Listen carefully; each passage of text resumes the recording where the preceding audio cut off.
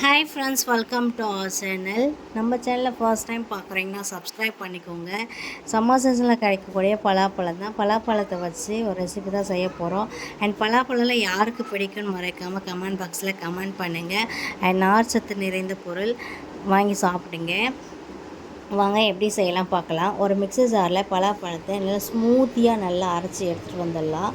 அரைச்சி எடுத்துகிட்டு வந்ததுக்கப்புறம் 3 ஏலக்காய், 1 கப் கோதுமை மாவு, 1 கப் சர்க்கரை அண்ட் தண்ணி சேர்க்காமல் பால் சேருங்க. அண்ட் டேஸ்டியாக இருக்கும். 3/4 கப் பால், 1 கப் வேண்டாம், 3/4 கப் சேர்த்துக்கோங்க.